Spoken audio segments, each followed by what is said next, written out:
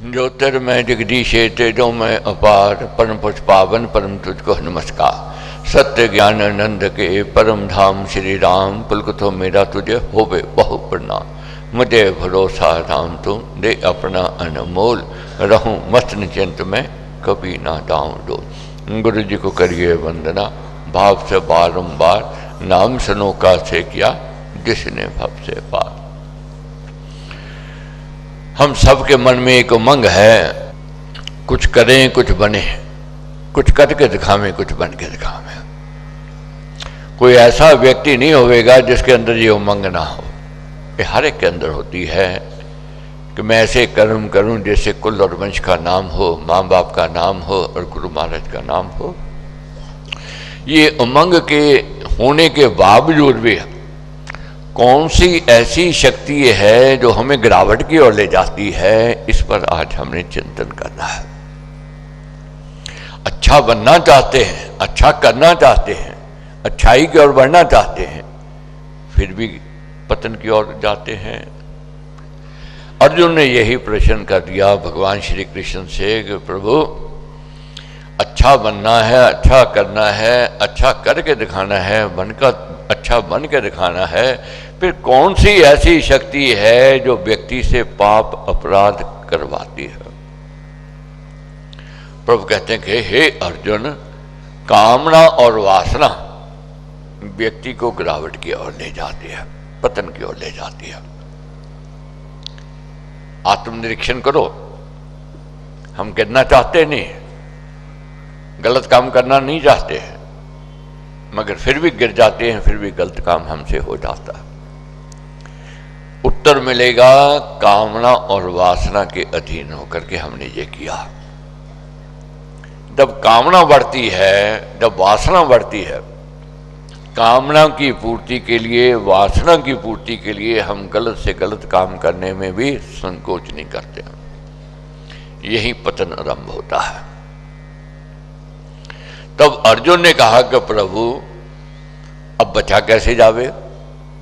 अच्छाई की ओर जाना है, बढ़त की ओर जाना है, कामना तो प्रबल है, वासना भी प्रबल है, तो कैसे कामना और वासना पर विजय प्राप्त करे? प्रभु कहते हैं जगा हुआ आत्मा कामना और वासना पर विजय प्राप्त कर सकता है। जगा हुआ आत्मा, इस आत्मा को जगाना है। नित्य प्रतिदिन अपने आप को प्रेरणा देनी है, मैंने कुछ करना है, मैंने कुछ बनना है। अब आत्मा कैसे जागे? अब प्रश्न उठेगा कि आत्मा तो जब कहते हैं अमर है, अजर है और जागृत रहती है, तो फिर जागृति कैसी, सोच कैसी? इसमें कोई संदेह नहीं है, आत्मा सदा जगी हुई है, मगर हम उसकी अनदेखी कर देते हैं। कैसे? सूर्य है, उसका प्रकाश कभी मंद नहीं पड़ता है, उसका तेज सदा सबको प्रकाश देता है। मगर कभी कभी जब बादल आ जाते हैं, बादलों के कारण उसका तेज, उसका प्रकाश हमारे तक नहीं पहुंचता है। अज्ञानी सोचता है कि सूर्य का तेज, सूर्य का प्रकाश मंद पड़ गया है, मगर ज्ञानी क्या सोचता है? सूर्य का तेज नहीं मंद हुआ, प्रकाश कम नहीं हुआ, ये बादलों के कारण हम तक उसका तेज, उसका प्रकाश नहीं पहुंच रहा है। बादलों के छटने से ही उसका तेज, उसका प्रकाश हमारे तक पहुंच जाएगा। होता भी यही है।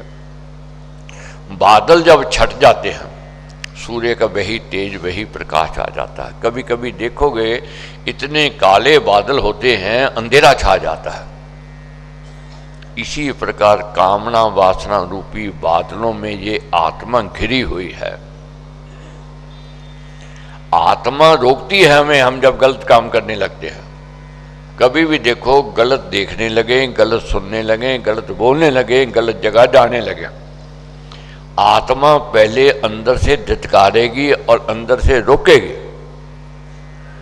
और हम देखी अनदेखी कर देते हैं, सुनी अनसुनी बात कर देते हैं। किसकी? आत्मा की। कारण क्या है? कामना के कारण, वासना के कारण। वासना का, कामना का भूत सवार होता है, बुद्धि का संपर्क आत्मा से टूट जाता है, हम गलत काम में रुचि रखने लग जाते हैं, गिरावट की ओर जाते हैं। आत्मा को प्रकाशित करना है, ये सत्संग में जाकर के होती है। जाइए शुभ सत्संग में, करिए निर्मल अंग, श्रद्धा भक्ति सुकर्म की मन में लाए उमंग। सत्संग में जाकर के उमंग पैदा होती है। ये भी नित्य प्रतिदिन की बात है, ये नहीं है कि साल में एक बार चले गए तो बात बन जाएगा। नियम पर परमेश्वर का चिंतन करते रहना है, आत्मा को प्रकाशित करने के लिए। माया बलवती है, माया को कमजोर नहीं समझना है, बहुत ताकतवर है। बड़े बड़े वीरों को चलायमान कर देती है, ऋषि मुनियों को भी ये चलायमान कर देती है। महाराज ने तो यहाँ तक कह दिया है कि बड़े खूंखार से खूंखार जानवर को तो मनुष्य अपने वश में कर लेता है, शेर चीते को, हाथी को, घोड़े को कर लेता, मगर मन को काबू करने वाले चंद होते हैं, विरले होते हैं, वे ही संत स्वरूप होते हैं। मन को कंट्रोल में करना है, ये विवेक से होवेगा, ज्ञान से होवेगा। राजा जनक शहंशाह, दौलत की कमी नहीं, ताकत की कमी कोई नहीं थे, मगर फिर भी वैरागी थे। बड़े बड़े महल, खजाने भरे हुए, रथ घोड़े हाथी, किसी भी वस्तु का अभाव नहीं था जो ऐश्वर्य की ना हो, सब ऐश्वर्य के साधन थे। ऐश्वर्य के साधन होते हुए भी वैरागी कहलाते थे। लोग बहुत आश्चर्य में थे कि देखो इतनी शहनशाही, इतनी दौलत, इतने सुख के साधन, फिर भी ये वैरागी, ये कैसे? एक तपस्वी के मन में ये प्रश्न उठा कि जाऊं मैं राजा जनक से पूछूं कि माया तो बलवती है, माया के आने पर भी मन काबू में कैसे किया हुआ है, ये जानना है, ये जानना है। वह तपस्वी राजा जनक की सभा में चले गए। राजा जनक की सभा में चले गए, क्या कहा कि हे राजन, राजन है तू संपतशाली, रिद्धि सिद्धि है शोभा वाली, मणि मंडित सुमकट को धारे, भूषण वस्त्र मोल के भारे, रखते हो सैनिक गणनी के, शूरवीर जन सुदृढ़ जी के, ठाट वाट सोहे मनोहारी, राजसी सज्जा है तब न्यारी, इसमें मन कैसे वश कीना, आत्म पद को कैसे जीना। जाकर तपस्वी ने प्रश्न क्या किया राजा जनक से कि महाराज आपका सिंहासन सोने का और बड़े बड़े हीरे जड़त हैं और अनेकों कर्मचारी आगे पीछे आपकी सेवा में लगे हुए हैं और ऐश्वर्य के सब साधन आपके पास हैं। इतना सब कुछ होते हुए भी आपने अपने मन को कैसे काबू में किया हुआ है, मैं ये रहस्य जानना चाहता हूं। त्याग कामना कर्म निभाना, कर्म योग यह सुख कर जाना, सब में हरि हरि में ही सारे, सोहे जो नभ में शुभ तारे। तब राजा जनक कहने लगे कि एक ही है, मैं ये समझता हूँ हरि की ये सब लीला है और हरि के हम सब हैं। जैसे तुम हो वैसे मैं हूँ, तुम्हें कुछ ड्यूटी मिली है, मेरे को कुछ ड्यूटी मिली है। मैं तो एक कर्मचारी हूँ, मैं तो एक नौकर हूँ। हरि का काम करूँ दिन राती, तृष्णा मुझे ना कभी सताते। क्या कहने लगे कि मैं हरि का काम करता हूँ दिन रात, मेरी ड्यूटी लगाई है उन्होंने, राजपाट दिया है, मैं इसको अपना नहीं मानता कभी भी। मैं एक ट्रस्टी हूँ, जिस दिन मैं अपना मान लूंगा तो मेरा मन बेकाबू हो जाएगा। यही जानना है, समझना है। अगर जो दौलत मालिक ने हमें दी है, परमेश्वर ने सुख के साधन जो दिए हैं, जमीन जायदाद जो मिली है, या दी है, या खरीदी है, ली है, हम उसके ट्रस्टी हैं। ये नहीं है कि दौलत है या जमीन जायदाद है, बेच लो, खा लो, पी लो, मौज मस्ती कर लो। ये इसलिए नहीं है, हम ट्रस्टी हैं, मालिक ने दिया है, इसको संभाल के रखना है और आगे यही दे करके जाना है। राजा जनक कहने लगे ये तिजोरियां जो भरी हुई हैं ये मेरे को मिली हैं, मैंने इसका दुरुपयोग नहीं करना है और मैंने इसमें इकट्ठा और धन करके दे करके जाना है, क्योंकि मेरी ये ड्यूटी है, समाज की सेवा, धर्म की सेवा, जाति की, देश की सेवा, ये मेरा कर्तव्य कर्म है, मैं अपने कर्तव्य कर्म को कर रहा हूं। हरि का काम करूं दिन राती, तृष्णा मुझे ना कभी सताती, बीत राग पद पाया ऐसे, हरि कृपा हुई हो जैसे। तो क्या कहने लगे, हरि का काम करूं दिन राती, मैं तो हरि का काम दिन रात करता हूं, इसलिए तृष्णा मुझको सताती नहीं है। हाँ, तुम जानना चाहते हो कि मैंने मन कैसे काबू में किया हुआ है, उसके लिए एक परीक्षा में से आपको निकलना पड़ेगा। तपस्वी के मन में जिज्ञासा थी, इच्छा थी, चाहना थी जानने की कि मन कैसे काबू में किया। उसने किया, कहा महाराज मैं परीक्षा में से निकलने के लिए तैयार हूं, मगर मैं जो चाहता हूं उसका उत्तर चाहिए मेरे को। तो राजा जनक कहने लगे कि आपको शहर मिथिला घूम करके आना है। कहने लगे कोई बात नहीं, मैं चल रहा हूं, जाके आता हूं। मगर राजा जनक कहने लगे कि जाने से पहले ये सुन लो कि तुम्हारे सिर पर एक पारे का प्याला रखा जाएगा और उस पाले के प्याले को आपने संभाल करके लेकर के जाना है। तपस्वी कहने लगा कोई बात नहीं, मैं ले जाऊंगा और वापस आऊंगा, मगर मेरे प्रश्न का उत्तर मिल जाएगा। राजा जनक कहने लगे कि जब वापस आओगे आपके प्रश्न का उत्तर आपको मिल जाएगा। अब तपस्वी के सिर पर प्याला रखा, पाले से भरा हुआ। अब तपस्वी चलने लगा, शहर की ओर जाने लगा। क्या कहा, जाना चाहो भेद निराला, लो सिर पर पारद का प्याला, मिथिला घूम यहीं पर आना, पारद बूद ना एक गिराना, सार मर्म पाओगे सारा, यदि ना गिराओ किंचित पारा। अगर इसमें से पारा नहीं गिरेगा तो सार आप समझ जाओगे, जीवन का रहस्य जान जाओगे। मगर साथ में क्या कहा कि अक्षमा परीक्षा ये कर देना, इसमें अवज्ञा समझ ना लेना। महाराज मैं आपसे क्षमा भी मांगता हूं, मैं ये बात नहीं है कि मैं आपको परीक्षा में से लेकर के जाना चाहता हूं, आपको समझाने के लिए, बताने के लिए। मगर संत ने हाँ कह दी, ठीक है।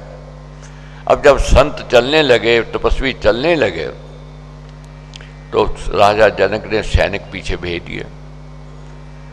कहा कि तपस्वी को ये सैनिक दाएं बाएं आगे पीछे आपके रहेंगे, एक बात का ध्यान रखना, जहां एक बूंद भी पारे की गिरी आपकी गर्दन ये काट देंगे।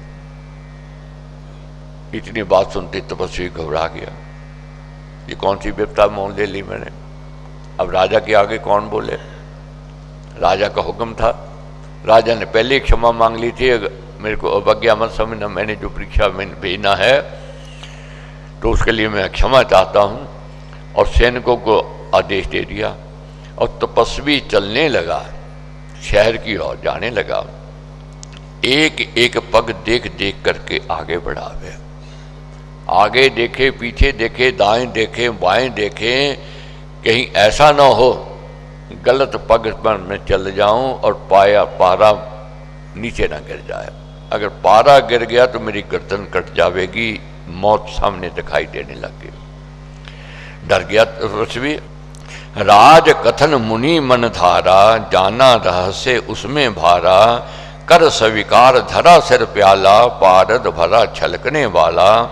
उसी समय सैनिक जन आए, चमचम करती खड़क उठाए, आगे पीछे दाहिने बाएं हुए खड़े मुनि के पड़ पाए। आज्ञा कर कहा उन्हें ऐसा, चलो मुनि संग जावे जैसा, जहां कहीं इसका पग डोले, ईंचा ऊंचा नीचा चलना होले, बूंद गिरी पारद की पाओ, ग्रीबा इसकी काट गिराओ। क्या कह दिया कि जहां पारे की बूंद गिर जाए इसकी गर्दन काट देना। राजा जनक ने कह दिया। अब सुन आश्चर्य मुनि ने माना। मुनि जो आश्चर्य में आ गया, कंपित गात ही हर्षाना, हाथ पर फूल गया उसके, तो घबरा गया। चला छोड़ सब ईचा तानी, करी ना कुछ भी आना कानी। अब राजा से आना कानी कौन करे, खींचतान कौन करे, ये तो मौत को बुलाने की बात है। अब चल दिया। दृष्टि रख पथ से थे जाते, ऊंच नीच के पांप बचाते, कर दोनों से पकड़े प्याला, सावधान होकर संभाला। दोनों हाथों से उस प्यालों को पकड़ लिया और पूरी वृत्ति ध्यान अपने पग पर, और सोच ये कहीं मेरे से गलती ना हो जाए, कहीं गलत पथ पर न चले जाऊं। क्या हुआ, सब कुछ जब जब बाजार में पहुंचा तो क्या देखा, दुकानें सजी हुई थी, औरतें हार श्रृंगार करके चल रही थी, रंग रंग हो रहा था, गीत गाए जा रहे थे, सब लोहाने वाली वस्तुएं थी, पदार्थ थे, मेला लगा हुआ था। मगर मुनि को सब सूना सूना दिखाई दे रहा था। क्यों, उसका ध्यान प्याले में था। कंधे से कंधा टकराता, भिड़ जाता जन आता जाता, पर मुनि मन में बसता पारा, प्याले में जो था सिर धारा। कंधे से कंधा टकरा रहा था, इतना रश था, इतनी भीड़ थी, मगर मुनि का ध्यान उस प्याले में था। सभी ओर से नैन सकोड़े, चलता पथ पर निज मन मोड़े, वृत्ति एकाकार से जाते, वृषे न मन पथ में थे आते। संभलते संभलते सायंकाल को वापस पहुंच गया तपस्वी। कहाँ, महल में। शुक्र किया, शुक्राना किया मालिक का, परमेश्वर का, कि बच गया। आज तो मेरी गर्दन कट जानी थी, अगर गलती भूल चूक हो जाती तो कल नहीं देखी जा सकती थी, आज अंत हो जाता मेरा। तब जब तपस्वी पहुंचा महल में, प्रश्न किया राजा जनक ने। कहा मुनि कहो नगर कहानी, यथा सुनी देखी हो जानी, रंग राग शोभा शुभ नाना, विविध भांति की ठाट सुहाना। प्रश्न किया, महाराज शहर में गए, कहा गया था, क्या देखा, क्या सुना, क्या अच्छा लगा, क्या आपको अच्छा नहीं लगा, आप कृपा मुझे बताइए। अब क्या है, मुनि क्या कहने लगे। मुनि बोला, सुना था सारा, सर्व सुजज नगर तुम्हारा। मुनि कहने लगे कि महाराज सुनना लगा मेरे को तेरा सजा हुआ महल शहर, मेरे को तो सुनना लगा। क्यों, मन में था प्याला ये तेरा, चित इसी में रहता मेरा।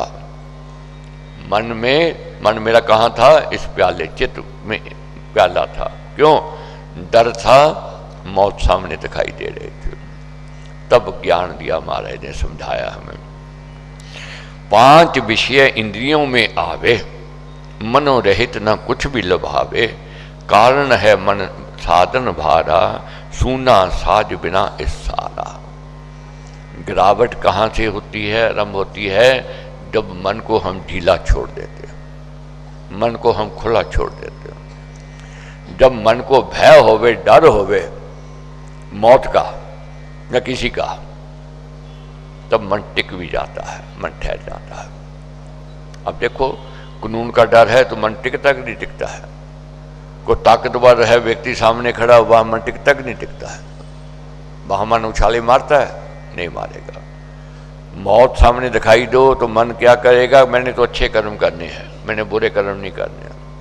तो पर माया भी फिर व्यक्ति को विचलित नहीं करती है। किसको विचलित नहीं करती है, जो मन को कंट्रोल में रखता है। मन किसका कंट्रोल में रहता है, जो सदा मौत को याद रखता है कि मौत नहीं आना है, याद रखता है मेरा हिसाब बन रहा है, मेरा लेखा जोखा बन रहा है।